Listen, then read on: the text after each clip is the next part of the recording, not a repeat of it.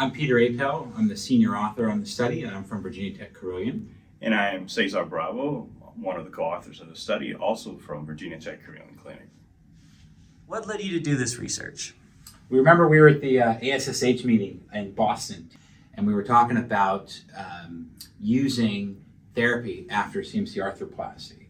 And we talked about how a lot of folks don't use therapy at all. And then we did our survey, the ASSH survey, and we found that over 80% of surgeons are prescribing some sort of therapy, but less than 3% are using any sort of patient-directed method. Yeah, I mean, it was incredible because we were talking about this pre-pandemic. That's right. And just the importance and the usage of telehealth and how could this impact our practices. And then the pandemic hit, and it really made us, aware and kind of realize that this is a powerful tool that we may need to use for our patients. Yeah, and then we first started the study. We were originally going to use, remember we were going to use interactive. And we were trying to do that, and then the pandemic hit, and the technology group was just overwhelmed with having to use telehealth, and basically were unable to help us get this set up for patients.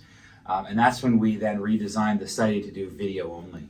Yeah, it just then skyrocketed from there, and now this has led for us to use video only in a lot of parts in our practice, orthopedic practice in general. Yeah, we're trying to examine other places where it's easier for patients to get their education via videos and then essentially do their own home care rather than have to come into the office for post-operative care for therapy. So this study has really, for us, started a whole line of research. Yeah.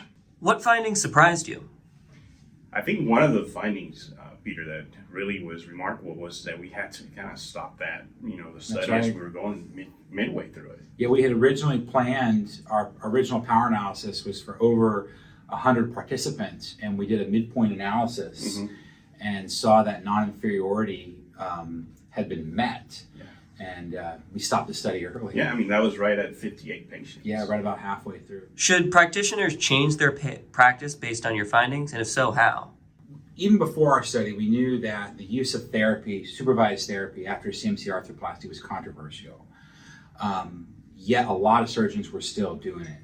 We think that this represents a nice step down from doing nothing to having a patient come in for 10 or more supervised visits. So we think that providing the education and letting the patients do it on their own is a great intermediate way to reduce the burden of care for patients. So we think that this is something that hand surgeons should implement.